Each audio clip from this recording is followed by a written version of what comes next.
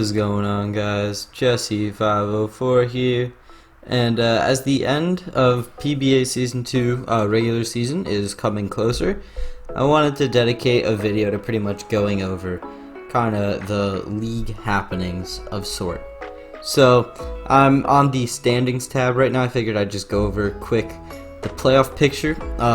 So if we go over Sword Division's playoff picture, top 3 spots all locked in, but many coaches can still take the 4th slot. If Anscully wins, he has it. If Anscully loses and Lemon wins, Lemon has it. If Anscully and Lemon both lose by large margins, or if Anscully loses by a large margin and Lemon loses by a large, and Lemon just loses by a margin large enough for Nathaniel to pass him in differential, Nathaniel would make it, and then the bottom 2, I believe, are mathematically eliminated. And then over in Shield Division, things are kind of spicy because the only coach that's locked in is Blau, and if Blau throws the last 2 games, he's not even locked into number 1, I believe, because he could finish, in theory, 6-2 plus 9 at the worst, and I could pass that with a win. But then if we go ahead and we look at the rest of the teams, we see me at number 2, Vinny, Epic Pants, Irazvan, and Mardity, and then Bill and Nugget Boy are eliminated. But so for my playoff picture, if any one of the 4 and 3 teams currently lose, I'm in. And if I don't, or if I lose and I lose by, if I win, or if I lose 4-0, I'm in. And if Irazvan loses 5-0 and I lose, or if they win 5-0, I lose 5-0, I'm in. So like I'm pretty safe. I just need to, as long as I don't get 6-0'd or 5-0'd, then I'm guaranteed in. And then kind of the rest, Vinny, Epic Pants, Irazvan, Mardity, they're fighting as well. And then, yeah, Mardity needs a little more to, or Mardity with a win this week puts themselves in a pretty good position, and additionally that could potentially jeopardize me even more. So, but they do face Blau, and Blau obviously has shown himself to be a tremendous battler. So let's go over the leaderboards right now, I guess. We got kills, deaths, differential, and games brought. So kills, we got my Toxicity, and then in one fewer game, Blau's Dragapult at number 1 and 2, and then Vinny's Alakazam rounding out the top 3. And then in deaths, unfortunately, Jirachi sees itself dying every week, which kind of sucks, but I guess I personally like it because I don't like being hacked by that thing, and I feel whenever it comes, I get hacked by it. As far as the differential mons go, Dragapult and Toxicity are tied. And then for games brought, we just have plenty of mons at 7 from many different teams. And we'll see more when I go over every individual team. But I'm going to try to keep this brief. So first up, Mystic Malwas. One word to describe this team is consistent. They've won every game 2 or 3-0, and then only one loss, 1-0. That could have been one of their biggest wins if not for a Pyro Ball miss. But if we just look at the brought, we see Mega Mawile and Grimmsnarl brought every game. And the kill leader on this team is Mega Mawile. Differential wise, it's tied between Hydreigon and Raikou. Yeah, so I guess the mon that Amoonguss hasn't came at all, kind of a bench warmer for what it is at a tier 2, although it did just get picked up recently, so I guess I can't really be talking because I believe it just didn't come to one game that it was eligible for. But kind of seen a lot of value out of that Mega Mawile pick. Yeah. Up next, Portland Timbers. Unfortunately, this season did not go how Not Shady Kid wanted to go. Starting off with a pick 3, I believe, Mega Kangaskhan, but unfortunately, no mons find themselves in positive differential, and the mon that's found the most success is definitely his Mamoswine. Winning 6-0 in the one game win is pretty, like, it shows that he can still win.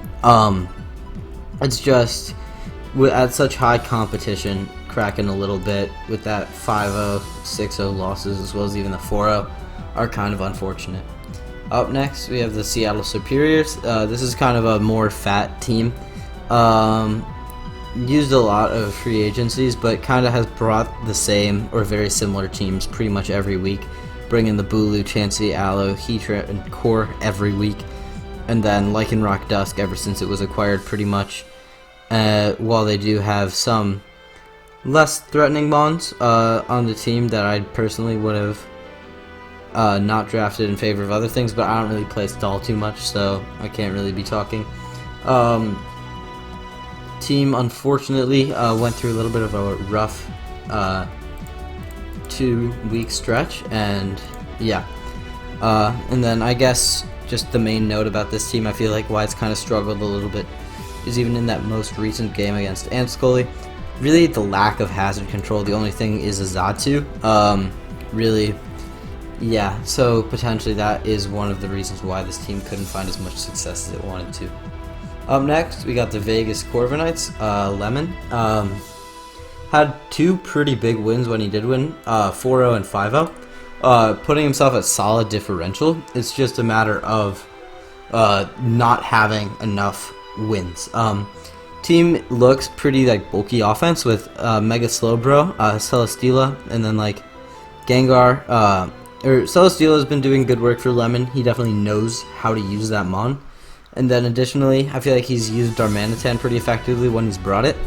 And kind of just like a sleeper pick from this team, I guess, is his Darmanitan. While he hasn't brought it to every game, like I feel like Darmanitan can kind of gravitate a coach to do that.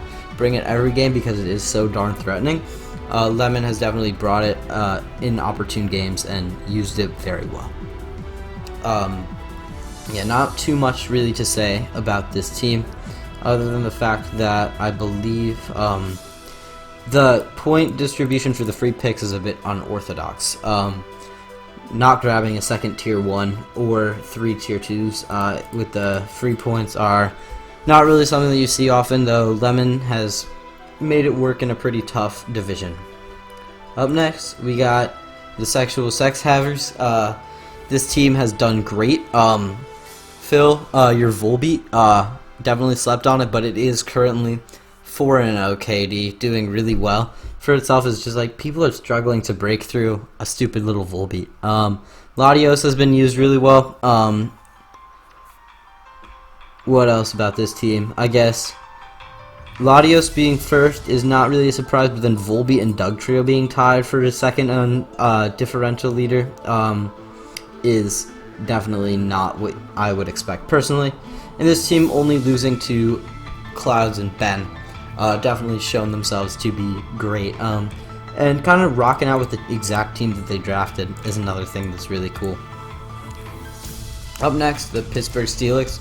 This team would like to think that they can pretty safely lock up number 4 with the Mega Metacham Victini combo, like this dual psychic offense. And then I feel like Anskull has also used Torn Eye incredibly well, although its KD has not really shown that. He has used it pretty well. Additionally, he has Excelgor, my favorite mon, therefore it's good. Mega Metacham and Victini have done their things on offense. And then additionally, Vivian had one incredibly good game, which is why he's kind of at the top of his KD for his team. But 3 and 4, -5, only really after we look at all of the divisional games played, we see that he lost to Phil, lost to Ben, lost to Clouds, and lost to Lemon. Can't really blame him for all those losses. A win over Lemon would have pretty safely locked him into playoffs, though unfortunately he did lose that one, which kind of means that he is still vulnerable to fall out of playoffs. Up next, Ben, Washington Blizzards. 4-0, 4-0, 4-0, 6-0, 3-0, 1-0, 3-0. Just having an incredible season. His mons have died, I believe, a total of, if we do the math, Not very much, because he has 7 wins, and he's brought 6 mons to every game. There's 42 possible kills that an opponent could earn, and he's only been killed 19 times total in all of his games, which is incredible. Obviously, this Dracovish heading up his differential at plus 10 is incredible. Additionally, he's used Cobalion very well in many rules. I'd like to see Ditto. I feel like could come and punish a lot of teams. Although Ben hasn't brought it, it definitely forces prep, which is something to consider. And then he's brought every mon on his team at least once, showing that he is capable of using every one of his mons and knows when they can come. Up next, we have the Utah Wheeze. Sort of Mega Pincer, giving this team plus 20 points to grab a bunch of middling to really scary threats with the free points, grabbing a tier 2 and 3 tier 3s. It's a bit unorthodox again, but I respect it. And then Nathaniel's really used the Necrozma very well in many different roles that it can perform. Unfortunately, he is 2 and 5 minus 11, so pretty much out of playoffs, barring an insane win against Bill, which could potentially happen, and then one of his competition to both take big losses, which again could potentially happen. So he's looking to potentially skate into playoffs like that. I guess the main highlight of his team is definitely the Necrozma, like I said.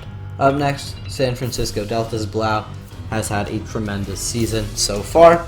Only 6 games in, but Milwaukee Miltanks dub that was against Tsunami though. Epic Pants, Bill, me, Iraz, Vinny, and then he's looking to pick up one more against Mardity. But other than that, obviously his highlight of his team has been his Dragapult, which I feel like the first couple weeks he felt a little bit underwhelmed with, although I could be wrong. But then just ending up doing a bunch of work with it came to every game for him. And then additionally, one thing that I cannot overlook is his nickname game. That is Heat, naming all of this stuff. Like, having a name theme is always nice. But then Blau, I'm sure he has stories behind all of his name that he wants to tell, and I want to hear them. So he's definitely said that he has stories. I gotta ask to hear them. But obviously this Dragapult has done great work. The only mon in negative is the Scizor, but Scizor's a mon that forces prep, which I feel like Blau has really taken to his advantage. Up next, yeah, this team just hasn't had the season go how they would want it to go at all. Coming in as a replacement is a bit unfortunate. Making some trades and transactions to try to help out, having a bunch of threatening mons, but just ultimately not being able to capitalize on really any opportunities that they've had. The only mon in positive differential is the Garchomp, which was traded to them. But yeah, it's just kind of unfortunate the way that their games have gone, although they have all been pretty fun to watch. They just kind of have gone sort of unpredictably and not quite in this team's favor too much. Up next, we have this incredibly threatening team, obviously showing what they can do with 2 6-0s earlier in the season, and then some losses to kind of a bunch of teams, making this playoff race interesting. But we see that the true highlight of this team, I feel, has been the Hawlucha, sort of able to capitalize on Coco's terrain. Additionally, that one Claydol game, probably the highlight play for this team, or the highlight match for this team. And picking up Mew, I feel, heading into playoffs is going to help this team out a lot. Because having Coco, having Mew, while losing Excadrill, which helped them out tremendously early on, I feel like Mew is just a more threatening mon. While it doesn't have like that immediate presence like in Sand, this team does not have Sand, so really just having this Mew, I see it as just pretty much an upgrade. Up next, Memphis Primates. This team, unfortunately, has been on the receiving end of some big losses, and I feel they've been really close to winning a bunch of their games. They just haven't. They've just lost on a ton of 50-50s. Like, for example, in my game, I sort of decided to make a risky play, staying in with my Toxtricity, and they sort of stance expecting a pretty obvious switch, but I decided to call that pretty much, and they sort of just weren't ready for that. Like, they're additionally a very threatening speed passing team. I feel that just a bunch, like, mostly the rock weakness, I feel, has kind of held this team back, because you get stealth rocks up and suddenly the entire team is either forced into running boots or forced into running a lot of recovery, and a bunch of defog is really unfortunate for this team, because if we go ahead and look at it, Blacephalon is weak to rocks, Togekiss is weak to rocks, Honchkrow, Dodrio, Scolipede, and then Frostmoth 4 times so weak to rocks is just kind of unfortunate for this team.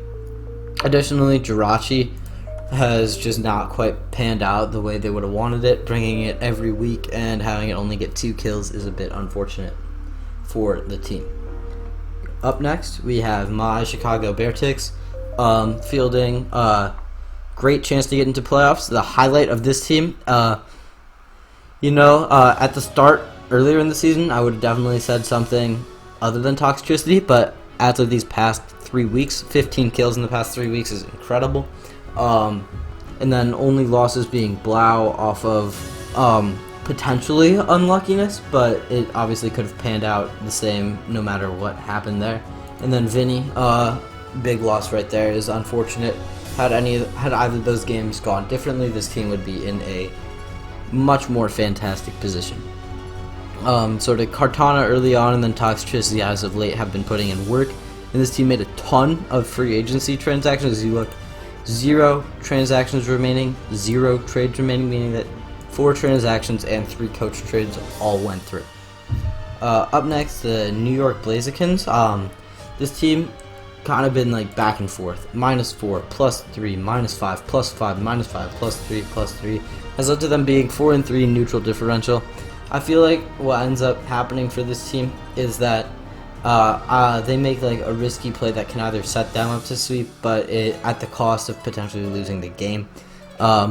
Additionally, making transactions away from a team that wasn't really working out too well for them is always really helpful, because while Clefable Mega Aggron in Mew is in theory really threatening, it just wasn't panning out the way they wanted it to, so the swaps that were necessary to be made end up helping this team out a lot, I feel, just from the coaching perspective, because even if you have the scariest team on paper, if you're not vibing with the team, it's just not going to work. And even if you have a team that's not too scary, if you just vibe with the team and it ends up working, that's great for you. And it doesn't, like, on paper, the teams don't really matter as much as how the coach uses them. And I feel like that's kind of a lesson from this team. Up next, we see Team Liquidation, Vinny. Big wins against the Beartics, the Blazikins, the Primates. Smaller losses, but 4-3 +7 is kind of where you want to find yourself right now, 3rd seed. Obviously, kind of the highlight for this team has been the Zam. Vinny definitely knows how to use Zam very well. Additionally, making a couple transactions to help out the team a lot. Getting kind of this low-tier defensive backbone with the Dusclops Autono. And then using the 20 extra points, I feel like very effectively to go from sort of less threatening Pokemon to a Dusclops that can kind of just wall so much. Even potentially after losing an Eviolite, it still is fairly bulky. And then spread status like nothing else. And then Vinny obviously knows how to use a lot of these mons. Infernape, Alakazam, Crocodile, I believe were all on his Season 1 team. And then, so that just demonstrates that Vinny is A, loyal to his team, and B, knows how to use them very well. And then lastly, we have the Barton Boltons. This team is also currently 1 game behind schedule, although it's still middle of the week, so I can't hold it against them. Getting a big 6-0 win, but then kind of getting all of that counteracted by a big 6-0 loss has definitely hurt this team's momentum. But still, they've done well, especially their roster is very threatening. with the Megalopunny mainly as just sort of kind of just the backbone behind like the main threat of this roster. Additionally, Zapdos, one of the most threatening mons. Sylvali, incredibly hard to prep for. And then Azelf has kind of been threatening, had gotten itself into threatening positions. And then Registeel has been used really well, I feel, as well. And then Turtonator obviously came 1 week to net a big win. So that's kind of my ideas on every team. And so then if we go back and look at the playoff bracket, I just wanted to go ahead and look at this potential stuff. So we see Sword 1 is Ben, and he's going to play Shield 4, which obviously we're not sure who's going to be there yet. Sword 3 is Phil if Clouds wins, and if Clouds loses and Phil wins, then it is Clouds. Going up against Shield 2, which again could be many different coaches, but odds are it's going to be either me, Epic Pants, or Vinny. And then Sword 2, which is Clouds, most likely, Phil if Clouds loses and Phil wins. Going up against Shield 3, which is probably again me, Vinny, Epic Pants, one of them. And then Shield 1, which is Blau, going up against Sword 4, which could be a couple of the coaches between like Anscoli, Lemon, and Nathaniel. So that's kind of just the state of the PBA heading into playoffs.